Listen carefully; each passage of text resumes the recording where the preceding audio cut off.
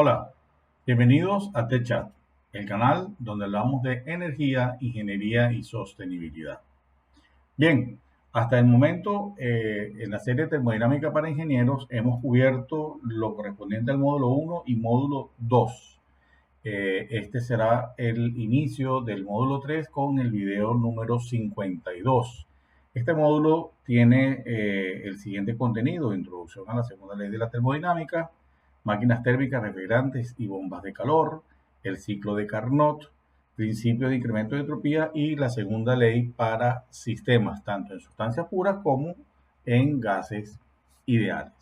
Miren, este módulo es, como diríamos en mi país, en mi país nos estamos metiendo ya en Honduras, porque todo lo que hemos aprendido sirve para empezar a observar los procesos desde donde realmente ocurren. Y eso supone darle un enfoque que considere la segunda ley de la termodinámica. Entonces, eh, eh, tengo que decirles que esta parte es un poco abstracta o para algunas personas que me han comentado, que me han dicho, esta parte les resulta abstracta, fastidiosa, pero no podemos evitarla, tenemos que cubrir este contenido porque este es la parte provechosa de este curso. Es poder enfocar los sistemas considerando la segunda ley de la termodinámica, porque esas son las situaciones que realmente ocurren en la realidad y es lo que realmente les va a servir a ustedes una vez que se gradúen de ingeniero. Entonces, perdón, entonces, aun cuando tenemos por delante una carga teórica importante, los invito a que continúen viéndola, le hagan seguimiento, hagan todo lo posible por entender. Si no lo entienden, me escriben y yo con mucho gusto les explico, les aclaro lo que necesiten. Pero no se queden con la duda y no se salten esta parte porque si no entienden la teoría, resolver los ejercicios va a ser más complicado. Bien, entonces, el marco teórico que vamos a cubrir en este video corresponde a la introducción a la segunda ley de la termodinámica, identificar los procesos válidos como aquellos que son capaces de satisfacer tanto la primera ley como la segunda ley de la termodinámica, analizar los depósitos de energía térmica, hablaremos de máquinas térmicas, refrigeradoras y bombas de calor, y vamos a describir los enunciados de Kelvin-Planck y Clausius como enunciados de la segunda ley de la termodinámica. Bien, entonces comenzamos.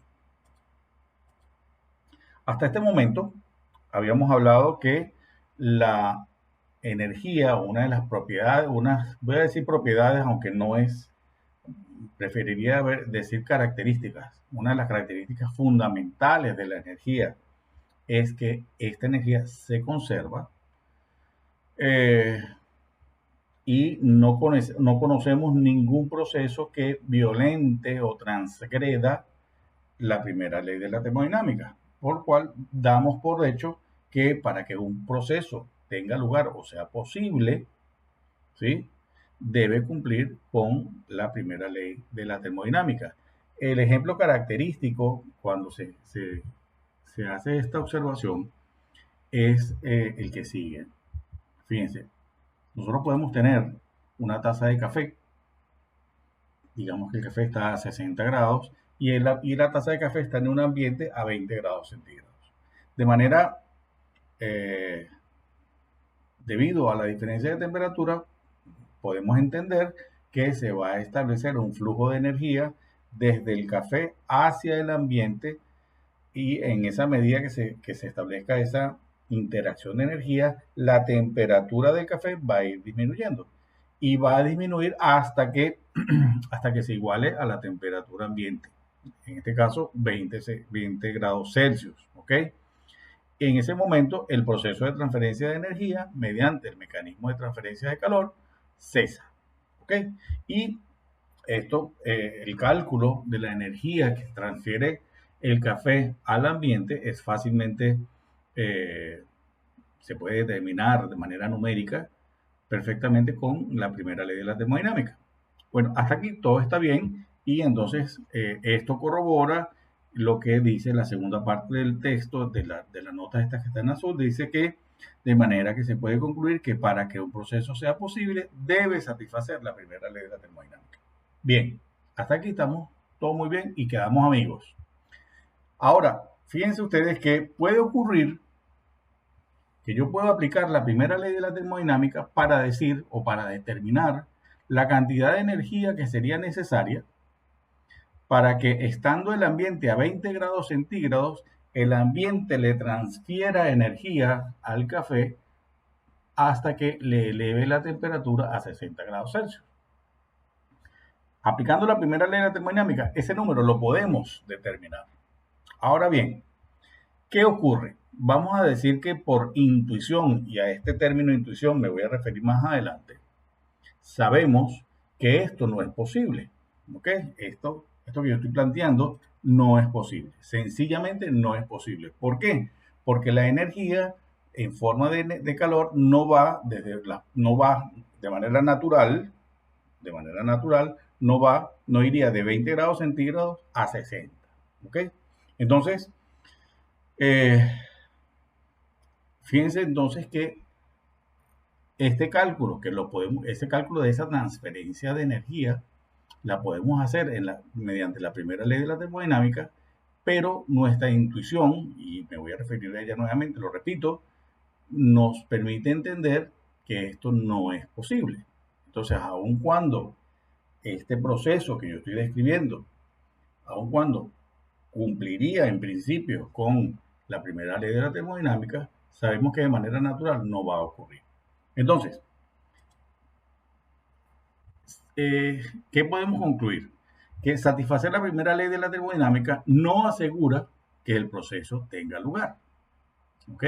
Entonces, ya sabemos que la energía en forma de calor de manera natural no va a ir de 20 grados centígrados a 60. ¿Ok?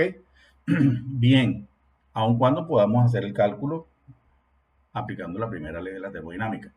Y entonces aquí viene la palabra esta a la que yo me referí como intuición. Esta intuición nos lleva a decir que, o nos permite concluir que los procesos naturales van en una dirección y no ocurren en otra. ¿Okay? Eso que queda de manera como automática o fácil de concluir, esto no va a ocurrir, y que yo he llamado intuición, puede haber algún proceso que no sea tan sencillo determinar que si eso es posible o no es posible. Entonces, esto, ¿cómo lo vamos a remediar? ¿O cómo se remedió, mejor dicho? Bueno, con la introducción de la segunda ley de la termodinámica. Y la segunda ley de la termodinámica va a permitir entonces, la segunda ley nos va a decir cómo se comporta la energía en un sistema, mediante la introducción de una propiedad que vamos a definir más adelante, que se llama entropía. Les pido disculpas porque no me gusta dar una explicación y que vayan quedando huecos en esa definición, pero en este momento, para yo poder explicar el concepto de entropía, necesito aclararles una cantidad de cosas antes, y es lo que va a ocurrir. Entonces, esta implicación les estoy diciendo, la voy a ampliar bastantes veces en los ejercicios que resolvamos. Entonces, a manera de resumen, la segunda ley nos dice cómo se comporta la energía en un sistema. En este caso nos está diciendo no solamente que se conserva, sino que el proceso tiene una dirección y no otra. ¿Ok? Bien, entonces, en conclusión, podríamos decir que para que un proceso pueda ocurrir, tiene que cumplir con la primera ley y tiene que cumplir también con la segunda ley de la termodinámica. En este momento ya les estoy hablando de la existencia de la segunda ley. No se las he enunciado ni hemos ampliado mayor cosa respecto de esto, pero quiero que quede claro que es mediante la segunda ley de la termodinámica que vamos a poder definir la dirección en la que ocurren de manera real los procesos. ¿Ok? Bien, eh, hay algo que está por encima de importante, súper importante lo que le voy a decir. Fíjense, lo puse en un recuadro verde, porque este cuadro verde es como la luz verde del semáforo que los va a llevar a ustedes a un paso más adelante en su formación como ingeniero y en la formación de un criterio ingenieril que les permita a ustedes tener una presencia al momento de que ustedes dictaminen algo o den su opinión. Entonces, ojo, oído, ¿qué dice? La segunda ley de la termodinámica no se limita a identificar la dirección de los procesos. También afirma que la energía tiene calidad así como cantidad. Bueno, eh, aquí mucha gente ya se pone bravo y ya no entiendo esto. ¿Por qué? ¿Cómo es esto que tiene calidad? Esta calidad a la que me estoy refiriendo no es la calidad, la propiedad calidad, que fue una propiedad alternativa que se creó, se llama calidad o título, para identificar los estados termodinámicos dentro de la zona de equilibrio líquido-vapor. No es esa calidad. Esta calidad a la que me estoy refiriendo es que hay mecanismos de transferencia de energía que son mejores a otros. ¿Ok? Entonces, eh, básicamente lo que está diciendo es que cuando la energía se transfiere, digamos que por calor, tiene una utilidad distinta a cuando la energía se transfiere como trabajo. Aun cuando en los dos mecanismos la energía transferida tiene unidades, la misma unidad de joule o kilojoule, según estemos usando la unidad que corresponda, eh, cuando ese joule es transferido mediante calor, tiene una utilidad distinta a cuando el joule se transfiere en forma de trabajo. Y vamos a hablar de eso. ¿Ok? Pero es súper importante que ustedes entiendan entonces que la segunda ley no solamente nos va a decir, por ir enumerando, nos va a decir la dirección natural de los procesos. Uno. Dos, ahora nos va a hablar también de la calidad del mecanismo de transferencia de energía. ¿Ok? Entonces, llevamos dos aportes fundamentales que nos va a hacer la segunda ley de la termodinámica. Luego, tenemos que, esto es súper importante, permite determinar los límites teóricos en el desempeño de sistemas de ingeniería de uso ordinario. Es decir, define el concepto de perfección para los procesos termodinámicos. Bueno, esta nota tenemos que ampliarla porque tiene muchísimas implicaciones y yo no estoy seguro de que ustedes tengan conciencia de todo lo que supone esta segunda observación. Bien, sabemos entonces que la segunda ley nos dice de la dirección y nos habla de la calidad de la energía. Ahora también nos dice nos anuncia cuáles son los límites que pueden tener el desempeño de algún sistema que nosotros diseñemos, operemos, mantengamos o estemos revisando o estemos modificando. ¿Ok? Entonces, y ese límite teórico, el alcanzar ese límite teórico supondrá lo mejor que se puede esperar, con lo cual ese grado corresponde a la perfección del sistema que estemos evaluando. ¿Ok? Fíjense que dice en el Yunus Engel, conseguimos la siguiente nota.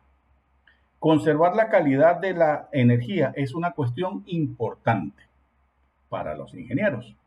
Y la segunda ley provee los medios necesarios para determinarla, así como el grado de degradación que sufre la energía durante un proceso.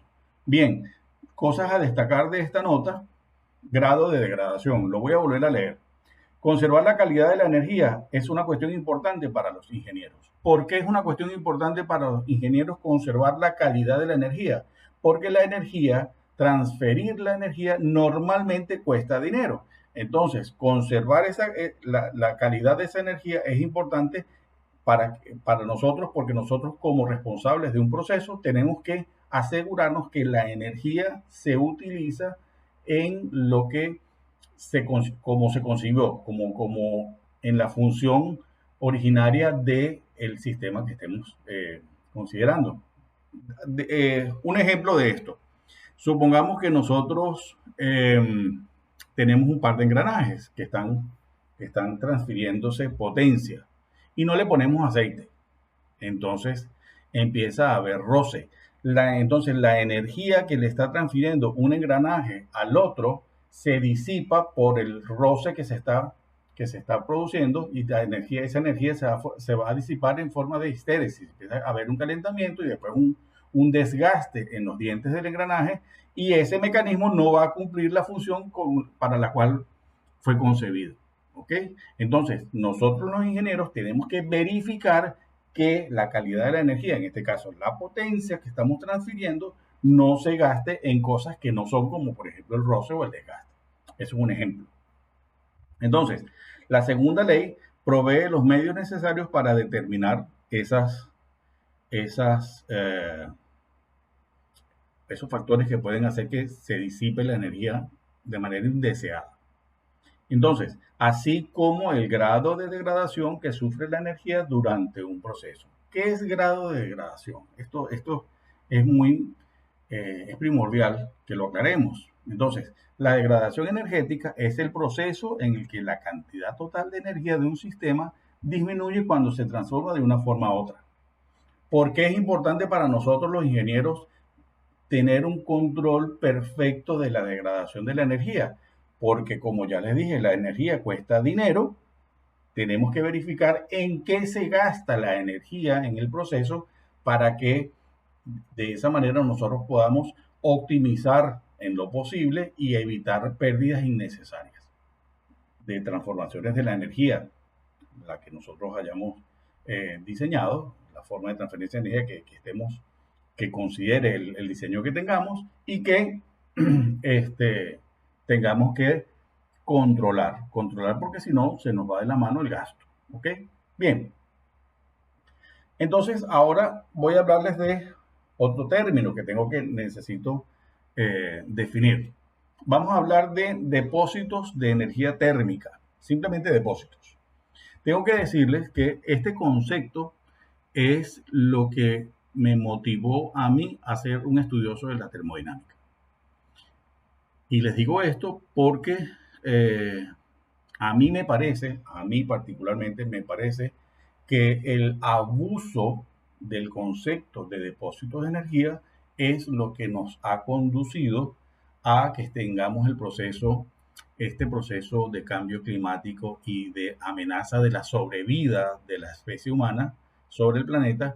Es una consecuencia directa de haber abusado o sobreestimado la capacidad de esto que vamos a llamar depósitos de energía. Pero bueno, vamos a definir qué son los depósitos de energía, y voy a tomarlo de manera textual del libro del Yunus Engel. Dice: es un cuerpo hipotético con una capacidad de energía térmica relativamente grande, entendiendo cómo la energía sería la energía interna, y correspondería al producto de la masa por el calor específico de esa masa, daría la energía que tenga ese cuerpo, que puede suministrar o absorber cantidades finitas de calor sin experimentar ningún cambio de temperatura.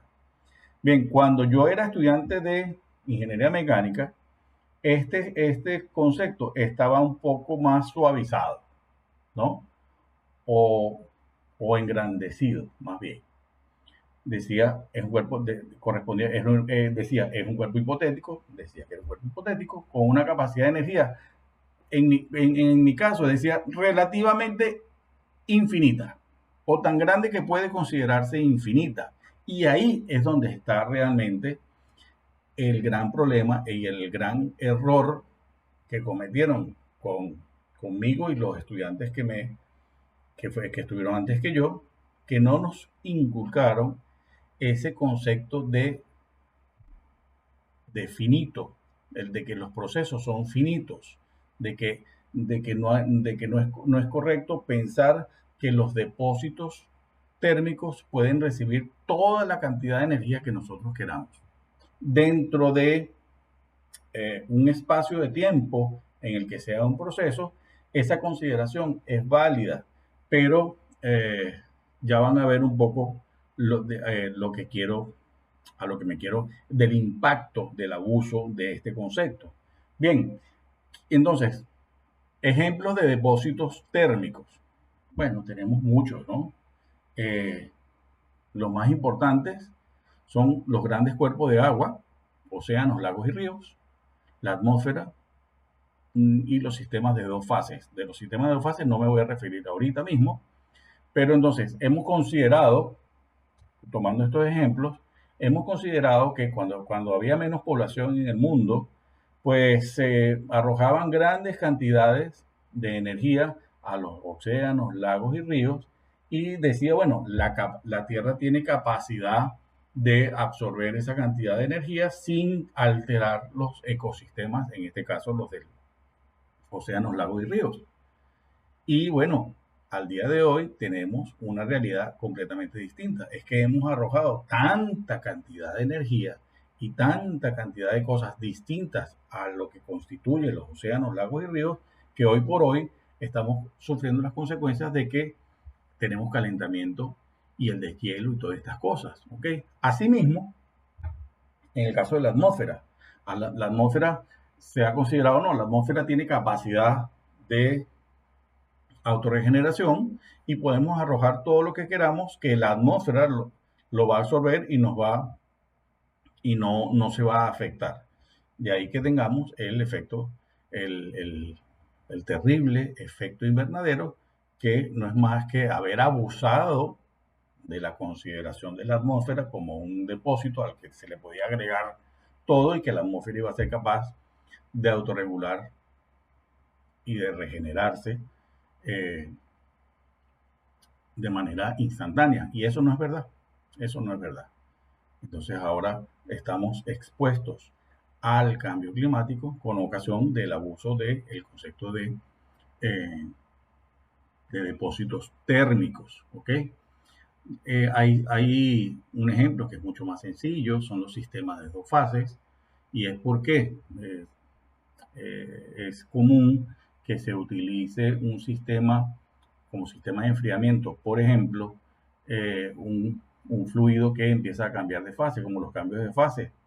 El calor no es sensible, sino que es latente, o sea, que la energía se utiliza para el cambio de fase, entonces mientras se ocurre la absorción de la energía, ocurre el cambio, por otra parte, ocurre el cambio de fase de la sustancia a la que estemos considerando para ese sistema de dos fases y el proceso ocurre a temperatura constante, pero eso es un proceso acotado en el tiempo y relativamente corto. ¿Ok? Entonces, en este caso, estos depósitos térmicos que ciertamente durante mucho tiempo han funcionado como depósitos térmicos, al día de hoy están afectados por la gran cantidad de energía que se le ha arrojado. Hemos arrojado energía de más. La muestra de que lo que yo estoy diciendo es verdad es este mapa mundi, que estoy tomándolo de una revista que se llama UNAM Global. Entonces muestra cómo la temperatura de los océanos se ha elevado de manera problemática y muy preocupante. Entonces el título del, del escrito de donde saqué esta imagen se llama Los océanos más calientes que nunca.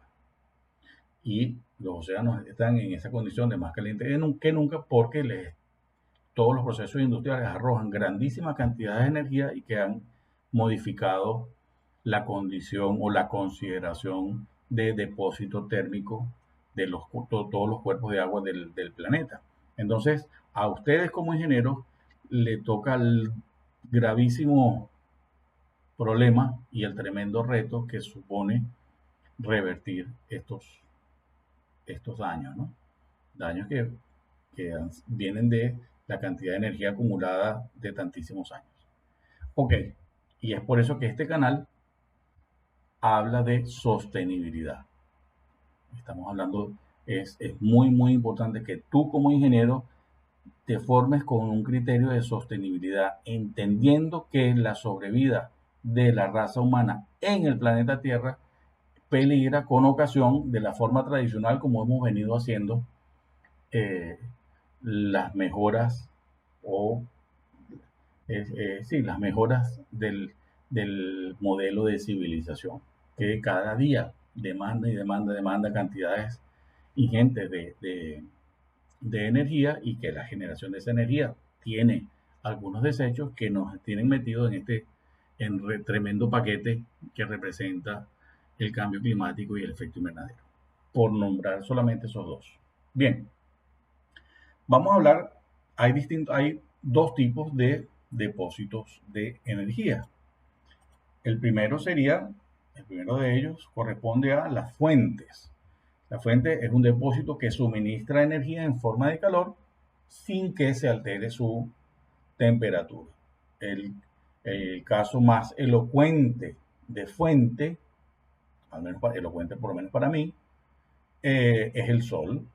El sol entrega constantemente cantidades enormes de energía, y la temperatura del sol no se ve modificada. ¿Ok? Entonces, a eso se llaman fuentes. En una escala un poco más pequeña, más menos, sí, más pequeña. Vamos a quedarnos simplemente como pequeña para no dar adjetivos exagerados. Podríamos hablar si estuviéramos haciendo, por ejemplo, una comida en un horno, en una estufa, en una cocina. El horno para esa comida constituye una fuente en la que la comida recibe cantidades importantes de energía y la temperatura del horno no se modifica. Entonces, en el periodo de tiempo que dura el proceso de cocción de esa comida, el horno hace las veces de fuente. ¿Ok? Bien, el otro tipo de depósito de energía es el sumidero, y es un depósito que absorbe energía en forma de calor sin modificar su temperatura. Entonces, cuando me estuve refiriendo a los océanos, lagos y ríos y la atmósfera, es que estos se han considerado como sumideros, y por eso es que le hemos entregado grandes cantidades de energía, porque pensábamos que no íbamos a tener, que eran tan grandes que le podíamos arrojar lo que fuera. Y esa consideración es en la que nos equivocamos. Y nos equivocamos, llevamos mucho tiempo equivocados, y lo tenemos que hacer lo posible por frenar lo antes posible. Tú como ingeniero tienes que ocuparte del cambio climático y la sostenibilidad y la sobrevida de los seres humanos en la Tierra. Necesitas asumir ese reto si quieres ser un ingeniero que tenga pertinencia en estos tiempos. Bien, otro término que debo mencionarles es el concepto de máquinas térmicas. Y las máquinas térmicas es lo siguiente, fíjense, si tenemos un poco de agua y la agitamos, esta agitación va a hacer que el agua cambie su temperatura, y como consecuencia de estar rodeada o estar contenida por un recipiente diatérmico, se transfiera energía en forma de calor a los alrededores. Entonces aquí estamos convirtiendo trabajo en calor. ¿Ok? Y eso se hace de manera directa y completa. ¿Ok? Ahora, si queremos hacer el proceso inverso, es decir, pretender calentar el agua a partir de una fuente externa, y calentar el agua no va a hacer que esta hélice se mueva. ¿Ok? Entonces, convertir trabajo en calor es perfecto, es fácil, es directo, es completo, pero convertir calor en trabajo no es tan directo. Entonces, para convertir el calor en trabajo, se requiere el uso de algunos dispositivos que reciben el nombre de máquinas térmicas. ¿Ok? Bien, las máquinas térmicas las podemos caracterizar, aunque hay distintos tipos de máquinas térmicas, las podemos caracterizar en 4 observaciones que voy a hacer más adelante. Esto que les estoy mostrando es una máquina térmica que tiene un foco caliente o una fuente que suministra calor, que la absorbe, parte de ese calor se convierte en trabajo y la parte de ese calor que no se convirtió en trabajo es un calor que debe desecharse a un sumidero. ¿Ok? Bien, entonces, reconociendo que existen varios tipos de máquinas térmicas, vamos a hablar de 4 aspectos que todos los tipos de máquinas térmicas tienen que cumplir. Entonces, la primera es que reciben calor de una fuente a alta temperatura. Eso es indispensable. Segundo, convierten parte del calor en trabajo. Entonces, en las máquinas térmicas, en general, siempre va a estar vinculado una fuente a alta temperatura y va a haber trabajo también involucrado. Tercero, rechazan calor de desecho a un sumidero de baja temperatura. Es decir, en toda máquina térmica va a estar involucrado una fuente, va a haber un trabajo asociado y va a haber un sumidero que reciba parte del calor que no se convirtió en trabajo. Y lo cuarto es que siempre operan en ciclo.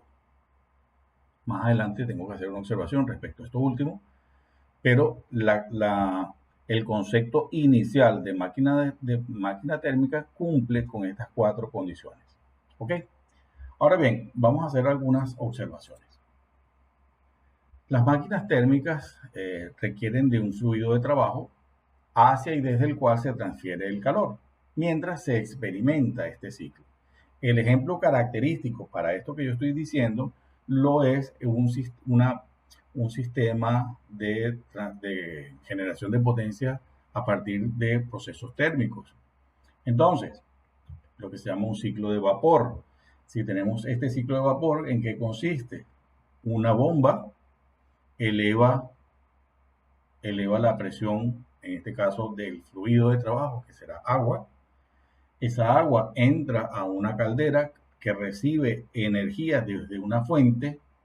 Esa energía de una fuente es un combustible que se quema y los gases calientes se ponen en contacto térmico con las paredes de la caldera, que a su vez calientan entonces el vapor y lo convierten en vapor sobrecalentado. Una vez que ese vapor sobrecalentado sale de la caldera, ese vapor mueve una turbina, entregándole su energía y convirtiéndose parte de esa energía, de la energía del fluido, se convierte en trabajo de eje que se usa, bueno, para múltiples aplicaciones. El vapor todavía con energía sale de la caldera, sale de la turbina e ingresa a un condensador que le restituye la fase líquida. Entonces, para restituir la fase líquida, tiene que extraérsele energía en forma de calor y la recibe, en este caso, un sumidero, puede ser un lago, un río, el océano mismo. Y una vez que ya se le restituye la fase al fluido de trabajo, ingresa nuevamente a la bomba y completa el ciclo. Bien, entonces tenemos que el calor, este calor que vemos aquí como in, que corresponde a entrada en inglés, cantidad de calor suministrada al vapor en la caldera desde una fuente a temperatura alta. La fuente a temperatura alta es la energía que tienen los gases de la combustión procedentes de la quema de un combustible, normalmente hidrocarburo. ¿Ok? Luego está el calor de salida o su out, por su equivalente en inglés, cantidad de calor rechazada del vapor en el condensador, aquí, hacia un sumidero a baja temperatura. Dependiendo de la ubicación de la planta de generación de potencia, puede ser a la atmósfera, mediante el uso de una torre de enfriamiento, o usar condensadores propiamente, y en ríos, lagos o mares es lo común. ¿Okay? Luego tiene un trabajo de salida o W-out, cantidad de trabajo que entrega el vapor cuando se expande en la turbina. ese trabajo es el trabajo de flecha, el trabajo de eje que se produce aquí como consecuencia de que el vapor choca contra los álabes de la turbina y produce que ésta se mueva, y en ese movimiento entonces este eje tiene un par que se puede transferir y es energía, ¿no? Y luego tiene un trabajo de entrada o WIN, y corresponde a la cantidad de trabajo requerida para comprimir el agua a la presión de la caldera. Entonces, normalmente la cantidad de potencia requerida para que la bomba funcione es muchísimo menor con respecto a la potencia que producen las turbinas. En algunos ejercicios esto es tan pequeño que se desprecia. En la vida real, los flujos son tan grandes que no es posible despreciarlos, pero para efectos académicos, en ejercicios puntuales, se puede llegar a despreciar. No es lo correcto, pero ocurre. ¿Okay? Bien, entonces fíjense ustedes. Primero entendamos lo siguiente: trabajo neto. El trabajo neto va a ser el trabajo que sale menos el trabajo que entra. ¿Ok? Está escrito tanto en inglés como en español. Listo. Entonces, ahora bien, fíjense, si nosotros aplicamos volumen de control en esta línea que resalta ese color amarillo que está allí, y decimos que eso es la superficie de control, entonces si eso, superficie de control o límite del sistema, entonces fíjense que aunque efectivamente hay transferencia de masa entre los dispositivos, para esta frontera no hay masa transfiriendo, no hay masa atravesando ese límite de frontera. Luego, esto se puede considerar como un sistema cerrado, un sistema abierto o volumen de control. Si se tomara los dispositivos de manera individual, sí habría transferencia de masa, pero en este caso no. Entonces, al aplicar la primera ley de la termodinámica, queda que calor es igual a trabajo. Y podemos decir entonces que el trabajo neto va a ser igual al calor que entra menos el calor que sale. ¿Ok? Muy bien. Es importante hacer una advertencia, y es el término máquina térmica se ha extendido. ¿Ok? Entonces se usa con frecuencia en un sentido más amplio e incluye dispositivos que producen trabajo y no operan en un ciclo termodinámico. Esto que estoy diciendo aquí violenta la caracterización que expliqué en la diapositiva anterior, pero esto es algo que con el paso del tiempo se ha ido extendiendo, y aun cuando algunas máquinas no operan en ciclo, se les ha dado el nombre de máquina térmica, pero es un error. No estoy diciendo entonces que lo anterior esté mal, lo de la caracterización. Lo correcto es lo de la caracterización. Esto que ha sucedido es simplemente un abuso del concepto propiamente de máquina térmica. ¿Ok? Entonces, ejemplos de equipos que no son máquinas térmicas y que se le atribuye el nombre de máquinas térmicas, por ejemplo, están los motores de combustión interna. Los motores de combustión interna tienen un ciclo termodinámico que cumplen, pero no tienen un ciclo en cuanto al fluido de trabajo, porque por un lado entra aire y el combustible, y por otro lado salen los gases de la combustión. Esos gases de la combustión no vuelven a ingresar al motor, luego no operan en ciclo. Entonces, aun cuando esto es así, se le atribuye a los motores de combustión interna la condición de máquina térmica, pero no es exacto. La otra consideración es las llamadas turbinas de gas. Las llamadas turbinas de gas funcionan de manera parecida a lo que acabo de decir para efectos de los motores de combustión interna. Entra aire, se mezcla con el combustible, se quema y salen gases de la combustión. Y constantemente está entrando aire nuevo. No se está todo el tiempo se está renovando. ¿Ok? Entonces, eso hace que no estén trabajando en ciclo. Y como no están trabajando en ciclo, no cumplen exactamente con el concepto de máquina térmica. A pesar de eso, se les ha atribuido a algunas personas, en el uso y el abuso de la terminología, se le ha adjudicado el término de máquina térmica. Ok, entonces, una vez que hemos hablado de lo que son las máquinas térmicas, es importante hablar de algo que eh, de alguna manera intuitiva todos los ingenieros pensamos en eso, y es eficiencia. En este caso, como estamos hablando de máquinas térmicas, pues vamos a hablar de la eficiencia térmica. Se denota con la letra NU, la letra griega NU.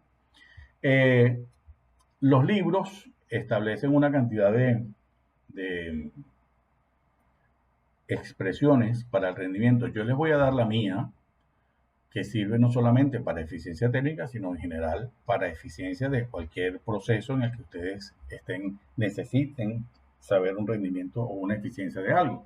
Pero bueno, estamos hablando de máquinas térmicas. Entonces, en general, tenemos aquí los subíndices en inglés, es común. Entonces, este H está asociado a la palabra alto, high, o de una temperatura elevada.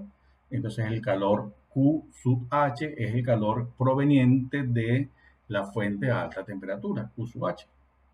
Y Q sub L es el calor que se entrega al sumidero que se encuentra a una temperatura baja o una temperatura low. ¿Ok? Ok, entonces el concepto de eficiencia al que yo me voy a referir y que no es completamente ortodoxo, pero que funciona y funciona muy bien, es el siguiente. Rendimiento es lo que se quiere entre lo que cuesta, en general, ¿ok?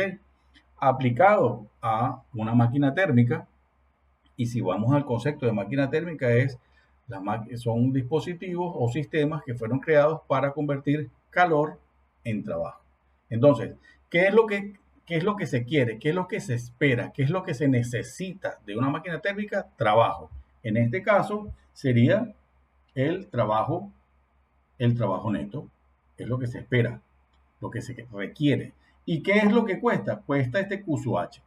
¿Por qué QSUH? Porque ese calor proviene de la quema de algún combustible que es necesario comprar y pagar.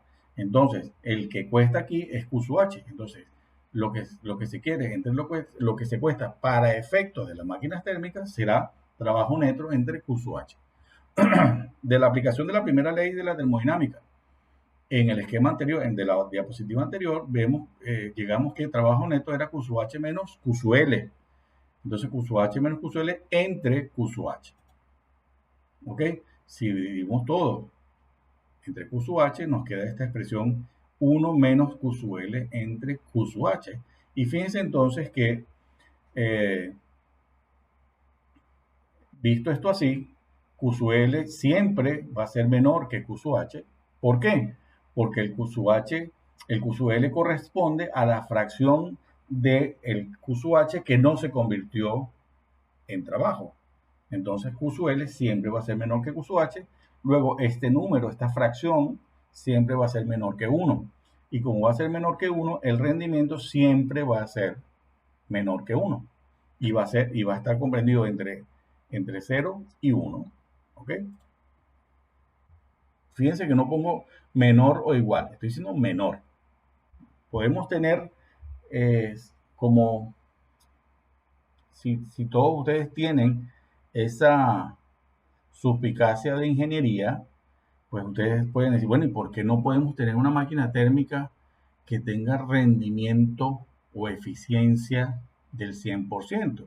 Bueno, porque tendría que, para que esto sea 100%, visto aquí, tendría que ser que el QSUL no existiera o valiera cero. Y esta suposición da pie a lo que se conoce como la segunda ley de la termodinámica y uno de sus enunciados, que es el enunciado de Kelvin-Planck. ¿Okay? El enunciado de Kelvin-Planck establece que la posibilidad de tener una máquina térmica que cumple las cuatro condiciones de la máquina térmica y que todo el calor que recibe lo convierte en trabajo neto y que no existe QSUL. Entonces, vamos a ver si esto es posible. Los libros explican esta parte poniendo una serie de arreglos cilindro-pistón que a mí particularmente no me gusta, y como ya hemos hecho hasta a estas alturas de la materia hemos visto el diagrama presión-volumen específico, yo lo voy a explicar apelando a un diagrama presión-volumen específico. ¿Ok? Entonces, si tenemos este programa, este diagrama, perdón, vamos a partir desde la bomba. Entonces, desde la bomba, a la bomba entra líquido saturado y se le ingresa trabajo o potencia y se le eleva la presión a ese fluido.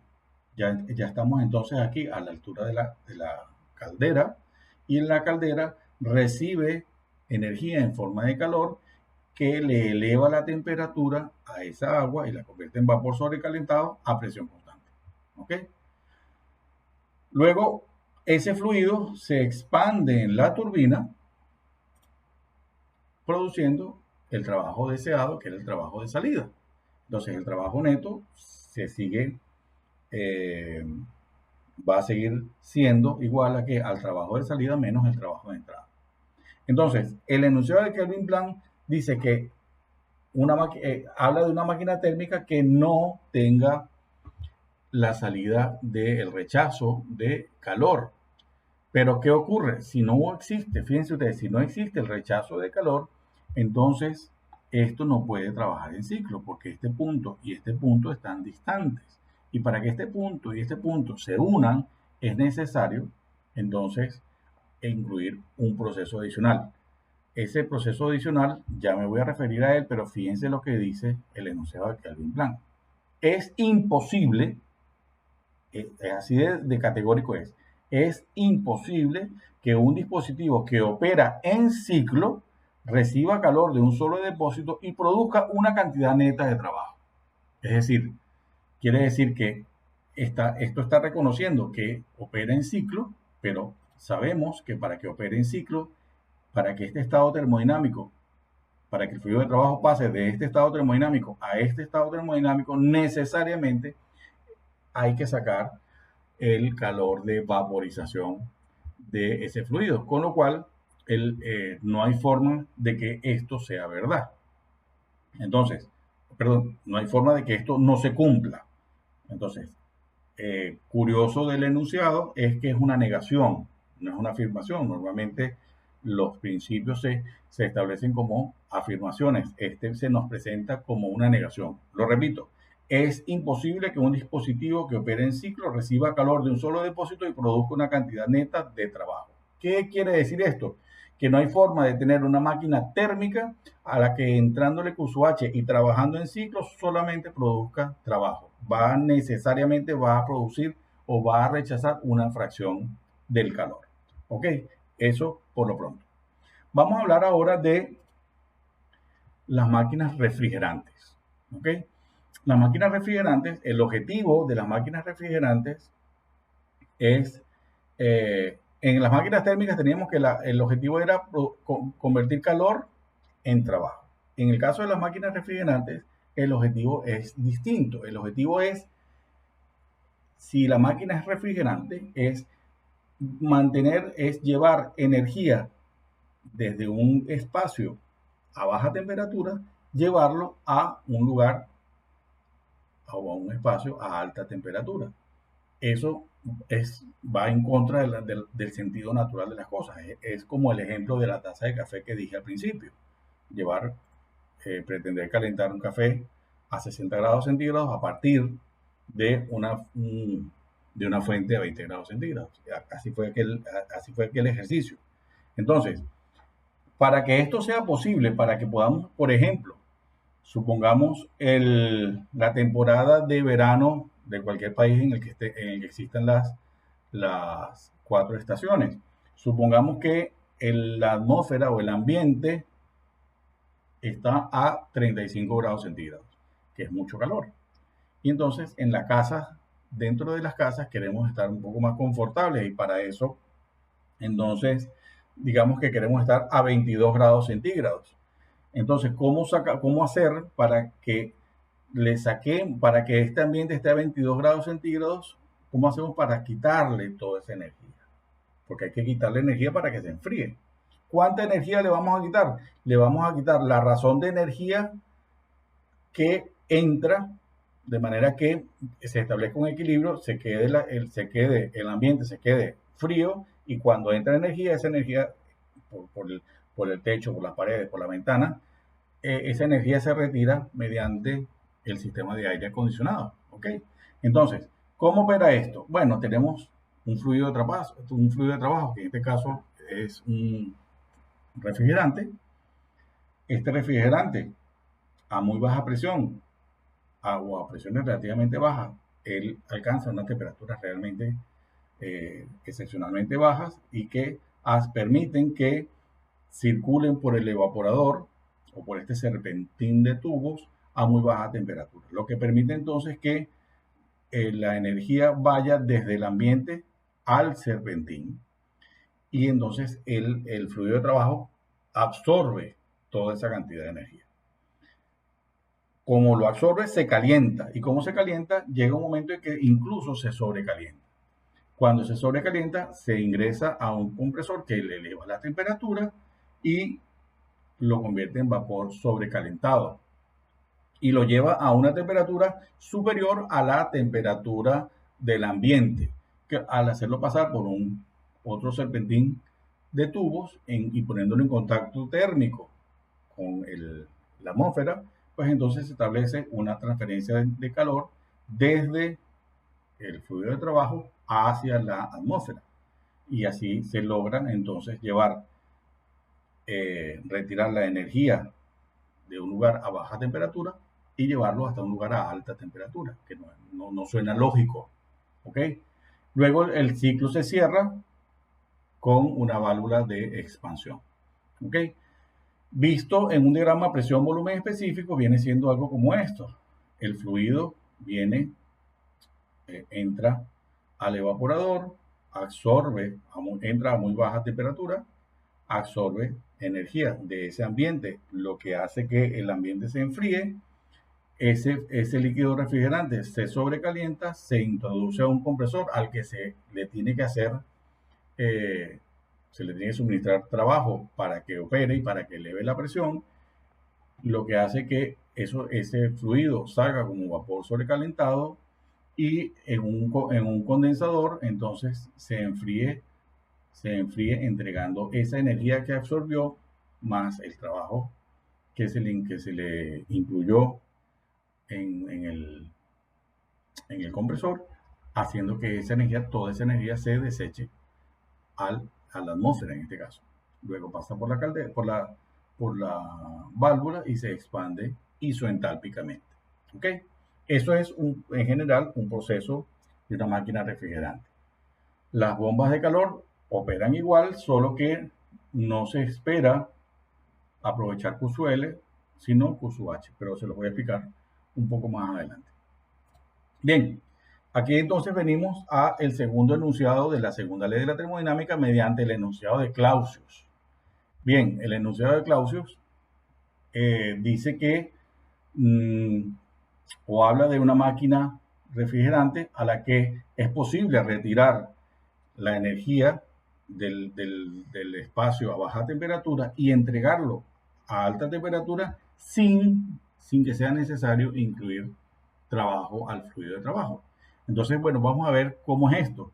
Volvemos al diagrama presión-volumen específico. Voy a partir desde aquí, desde el evaporador. El fluido se enfría en el evaporador, entrega QSOH a la atmósfera, se expande isoentálpicamente en la válvula y llega al evaporador, donde absorbe la energía del espacio que queremos mantener a baja temperatura. ¿Y qué ocurre? Cuando sale del evaporador, calle ciega, no tengo para dónde ir. Entonces, ¿cómo hacemos para que el fluido vaya de aquí hasta aquí? Porque es una máquina térmica, luego tiene que trabajar en ciclo. Entonces, para que el fluido para que ocurra que el fluido vaya desde este punto hasta este punto, pues hay que elevarle la presión. Y para elevarle la presión, necesariamente va a haber que poner allí algo entre medias. Y ese algo entre medias es el trabajo que se le suministra. Pero antes de completar el ciclo, quiero leer lo que dice el enunciado de Clausius. Es imposible construir un depósito que opere en ciclo sin que produzca ningún otro efecto que la transferencia de calor de un cuerpo de menor temperatura a otro de mayor temperatura. Entonces, fíjense lo curioso de estos dos enunciados que comienzan con una negación. Es imposible. ¿Ok? Entonces, ¿qué es lo que está diciendo esto? Es que no puede existir un ciclo o no puede existir un ciclo abierto. Este ciclo abierto no es un ciclo. Entonces, necesariamente tiene que ocurrir el suministro de potencia y cerrar el ciclo o permitir que el fluido alcance este estado termodinámico mediante la inclusión de esta energía en forma de trabajo. ¿Ok? Bien, entonces he hablado de máquinas térmicas y de máquinas refrigerantes. Ya les hablé del rendimiento de las máquinas térmicas, ahora voy a hablar del rendimiento de las máquinas refrigerantes. De manera curiosa, tengo que decirles que cuando nos referimos a máquinas refrigerantes, la eficiencia no se llama eficiencia, sino se llama coeficiente de desempeño o coeficiente de realización. ¿Sí? Viene por sus siglas en inglés de Coefficient of Performance. ¿Ok? Entonces, este coeficiente de desempeño sabemos que es una eficiencia, ¿sí? Es una eficiencia. Luego, cumple con la definición de eficiencia. ¿Qué es cuál? De eficiencia, perdón. ¿Qué es cuál? Lo que quiero entre lo que cuesta. Y entonces, cuando estemos hablando de máquinas refrigerantes, ¿cuál es el objetivo de las máquinas refrigerantes? Bien, ¿qué es lo que se quiere?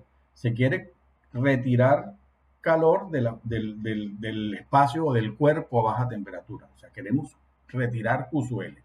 ¿Y qué es lo que cuesta? Trabajo neto. ¿Ok? Entonces, ya voy a explicar por qué no se llama eficiencia esto de las máquinas refrigerantes, pero lo voy a ver en dos ecuaciones más, se lo voy a explicar. Bien, el trabajo neto sabíamos que al aplicar primera ley era QSUH menos QSUL, ¿ok? Y si dividimos todo entre QSUL, nos queda que el coeficiente de operación o de desempeño o de realización del refrigerante va a ser 1 partido de QSUH entre QSUL menos 1, ¿ok? Y aquí viene, entonces, aquí viene el asunto de por qué no se llama rendimiento, sino que se llama coeficiente de operación o de desempeño. Y es porque resulta ser, si analicemos, vamos a analizar esta fracción. Supongamos que QSUH, ya sabemos que QSUH siempre es mayor que QSUL, ¿ok? Luego, esta división siempre va a ser mayor que 1. Si este QSUH y QSUL no es, o sea, si QSUH no es tan grande respecto de QSUL como para que sea más de 2 veces el resultado de esta fracción, pues entonces puede ocurrir que el coeficiente de operación, esta resta sea un número entre 0 y 1 y en consecuencia el coeficiente de operación de mayor que 1. Como hay la posibilidad de que este coeficiente de operación sea mayor que 1, eso no va en la misma línea del concepto de rendimiento tradicional. Entonces, para que no hubiera distorsión, al rendimiento o a la eficiencia de las máquinas refrigerantes y las bombas de calor, no se le dio el término de eficiencia con la letra NU, sino que se les cambió el nombre a coeficiente de operación, o coeficiente de desempeño, o coeficiente de realización. Entonces, fíjense ustedes, ¿cómo conviene? Ahora vamos a analizar esto. ¿Cómo conviene que sea el coeficiente de realización de una máquina refrigerante? Bien, fíjense, QSUH entre QSUL. ¿Qué es lo que cuesta aquí? Lo que aquí cuesta es el trabajo neto. Es lo que cuesta. Y el trabajo neto se presenta como la diferencia entre QSUH y QSUL. En la medida que QSUH y QSUL sean más parecidos, quiere decir que el trabajo neto necesario para que la máquina refrigerante funcione es menor. Luego, esta fracción conviene que sea lo más cercano posible a 1. Y si esto es muy, muy cercano a 1, entonces no solamente muy cercano a 1, sino que definitivamente menor que 2. Entonces, esto va a hacer que el coeficiente de realización dé mayor que 1. Y digo más, ¿qué es lo que nos conviene? Que quiere decir esto que cuanto mayor sea el coeficiente de realización, quiere decir que el QSUH y el QSUL están muy cerca. ¿Y cuál es la importancia de que el QSUH y el QSUL estén muy cerca? Es que el trabajo neto requerido para que opere la máquina refrigerante es menor. Entonces, por eso un coeficiente de operación o de realización o de desempeño, como quieran ustedes llamarlo, conviene que sea lo más alto posible, porque en esa medida lo que es la parte de rendimiento, cuando lo definí como lo que quiero entre lo que cuesta, ese lo que cuesta va a ser menor y entonces esto quiere decir que el gasto es menor y eso es lo que nos interesa a nosotros como ingenieros, ¿ok? Y a los que pagan los sueldos del ingeniero, por supuesto. Bien, hablemos de bombas de calor. En las bombas de calor, el objetivo de las bombas de calor es como un sistema, es el equipo que se utiliza para calefactar espacios que normalmente estarían fríos. Por ejemplo, si ustedes están en un país, no sé en cuál están, pero si están en un país donde están las 4 estaciones y están expuestos al invierno, entonces para mantener el espacio donde habita la gente a una temperatura que sea cómodo para los que habiten esa vivienda, para que sea cómodo estar allí, existir allí, entonces conviene entonces calentarla. Bien, entonces lo que queremos de las bombas de calor en este caso es QSUH, que quiere decir es que le vamos a suministrar una una razón de transferencia de energía en forma de calor, de tal manera que esa energía que se está suministrando compense el efecto de enfriamiento que tenga la vivienda. ¿Ok? Entonces, bien, el coeficiente de operación de las bombas de calor se denota con el subíndice HP de heat pump, ¿ok? Por su equivalente en inglés, y corresponde a QSUH entre trabajo neto, ¿ok? Bien, vamos a desarrollar esto y vemos que queda QSUH entre QSUH menos QSUL. Si dividimos todo entre QSUH, nos queda que esta expresión adopta esta manera, esta forma, 1 partido de 1 menos QSUL entre QSUH. Bien, sabemos que QSUH siempre va a ser mayor que QSUL. Eso ya lo he explicado ya varias veces. Entonces, ¿cómo conviene que sea el coeficiente de realización de una bomba de calor? ¿Qué es lo que sirve? ¿Cómo es lo que nos conviene a nosotros como ingenieros y en general al mundo que está combatiendo el cambio climático? ¿Cómo conviene? Bueno, vamos a analizarlo. Fíjense, sabemos que QSUL es menor que QSUH. Eso ya lo tenemos listo. Entonces, esta fracción necesariamente es menor que 1. Si esta fracción es menor que 1, 1 menos un número menor que 1 va a dar un número también menor que 1. ¿Ok? Luego, este coeficiente de realización necesariamente va a ser mayor que 1 y por eso no se llama rendimiento, sino que lo bautizaron como coeficiente de realización.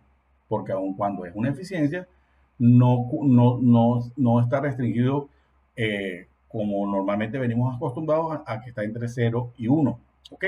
Entonces, el coeficiente de realización de la bomba de calor es mayor que 1. Perfecto. ¿Qué coeficiente de realización conviene que tenga las bombas de calor? Esa es la pregunta. Entonces vamos a analizar la expresión. A ver, ¿cómo va a ser? ¿Qué es lo que nos interesa de esto? Fíjense, esta fracción, así como lo expliqué en la máquina refrigerante, en la medida que la fracción, en este caso, QSUL entre QSUH, tienda a la unidad, va a hacer que esta fracción se eleve a su máxima expresión. Pero, ¿qué quiere decir que QSUL y QSUH, que la fracción, la división de entre QSUL y QSUH sea muy cercana a la unidad? ¿Qué es cuál es el beneficio de eso? Bueno, eso lo que quiere decir es que si QSUL y QSUH son muy parecidos, entonces la resta de QSUH menos QSUL, que corresponde al trabajo neto, va a ser pequeño. ¿Y por qué nos conviene que el trabajo neto sea pequeño? Porque el trabajo neto es el que se paga. ¿Ok? Es la parte del rendimiento que se llama lo que cuesta. Entonces, ¿cómo conviene que sea el coeficiente de realización de una bomba de calor? muy, muy alto. Mientras más alto, mejor. Ok. Entonces, en resumen, el concepto de trabajo neto es, o el concepto no, por primera ley, sabemos que el trabajo neto es Q sub H menos Q sub L. Si dividimos todo entre trabajo neto, nos va a quedar 1 va a ser igual a Q sub H entre trabajo neto menos Q sub L entre trabajo neto. Por definición, Q sub H entre trabajo neto corresponde al coeficiente de realización de la bomba de calor y Q sub L entre trabajo neto corresponde al coeficiente de realización de la máquina refrigerante. ¿Y por qué hago esto? Porque estos dos factores se aplican a la misma máquina. Y por eso es que ustedes ahora habrán visto que existen máquinas de aire acondicionado que a la vez son bombas de calor. ¿Ok? ¿Por qué? Porque lo que interesa es cómo, dependiendo de cómo queramos ver el equipo. Si el equipo está si estamos en verano, nos interesa el frío, ¿verdad? Entonces vamos a trabajar según esta forma de moverse el fluido y este va a ser el circuito que va a cumplir. Pero si lo que nos interesa es lo contrario, pues entonces el ventilador estará puesto de manera que no aprovechemos la ventilación del aire sobre este serpentín, sino que aprovechemos el efecto de ventilación del aire sobre el serpentín de arriba. ¿Ok? Es un juego de válvulas. ¿Ok? Entonces, una máquina de aire acondicionado puede ser bomba de calor, como efectivamente es, y prácticamente hoy por hoy las máquinas son en general son inverter, o sea, pueden ser aires acondicionados y a la vez son bombas de calor. Y es por esto. Depende simplemente de un juego de valvulería donde se aproveche o la energía que viene del evaporador o la que viene del condensador. ¿Ok? Bien, tenemos esta expresión que define o se expresa por sí sola respecto de la dualidad de un sistema de refrigeración. Bien, por último vamos a hablar de la equivalencia de los dos enunciados que permite explicar o plantear la segunda ley de la termodinámica. Estamos hablando del enunciado de Kelvin-Planck y el enunciado de Clausius. Entonces, bueno, supongamos que tenemos este esquema que se muestra allí, donde tenemos una máquina térmica que claramente violenta el enunciado de Kelvin-Planck. ¿Por qué lo violenta? Bueno, porque dice que está trabajando en ciclo, pero no tiene QSL. Esa es la condición a la que se refiere el enunciado de Kelvin-Planck de que es imposible que exista. ¿Ok? Bien, pero bueno, supongamos que partimos de una máquina térmica que cumple con esto y este trabajo se le agrega a un refrigerador, a una máquina refrigerante. Por primera ley, podemos decir, si aplicamos primera ley en todo el refrigerador, podemos saber que el trabajo que va a entregar el refrigerador al reservorio a alta temperatura necesariamente va a ser igual a Q sub H más Q sub L. Y aquí está. ¿Ok? Fíjense, entonces podemos sacar un montaje equivalente de este arreglo que tenemos allí. ¿Por qué? Bueno, porque si tenemos una máquina que produce el mismo efecto entre los dos depósitos térmicos, pues esa será la máquina equivalente. Entonces, fíjense que si aplicáramos, vamos a poner esta máquina, la bomba la máquina térmica y el refrigerador en una única máquina. Entonces, este Q sub H que sale se compensa con este Q sub H que entra. ¿Ok? Quedando entonces que simplemente hacia arriba Q sub L hacia la fuente, hacia el reservorio a alta temperatura y el Q sub L que viene del cuerpo a baja temperatura. ¿En qué convierte esto? ¿Cuál es el montaje equivalente de este planteamiento? Bueno, va a ser algo como esto. ¿Qué ocurre? Que esto entonces es la violación de la segunda ley de la termodinámica según el enunciado de Clausius. En conclusión, lo que quiero destacar es que la violación del enunciado de Kelvin-Planck da necesariamente lugar a la violación del enunciado de Clausius. ¿Ok? No hay forma de romper de violentar el enunciado de Kelvin Plan sin violentar el enunciado de Clausius. ¿Y por qué eso es así? Bueno, porque tanto el enunciado de Kelvin Plan como el enunciado de Clausius se refieren a la segunda ley de la termodinámica, que es una sola. ¿Okay? Entonces el resultado tiene que ser el mismo. Bien, esto es lo que tenía por el momento y me voy a despedir de ustedes con una frase del filósofo griego Aristóteles. Esa no es una foto de él, es una pintura, me imagino que hecha con inteligencia artificial, pero me gustó. Dicen que este señor vivió entre 384 a.C. al 322 a.C. Bien, pero este señor dijo algo bien interesante. Quien no quiere pensar es un fanático. Quien no puede pensar es un idiota. Y quien no osa pensar es un cobarde. Podemos estar más o menos de acuerdo con ese planteamiento. Pero lo que sí es cierto es que tú como ingeniero no te puedes dar el lujo ni de ser fanático, ni de ser idiota, ni de ser cobarde. Porque los ingenieros están concebidos para resolver problemas y traer alternativas, generar alternativas. De manera que ni fanático, ni idiota, ni cobarde. ¿Ok? Bien, si les ha gustado, denle like, compartan, activen las notificaciones y por sobre todas las cosas, suscríbanse al canal que tenemos todavía muchas cosas que aprender. Adiós.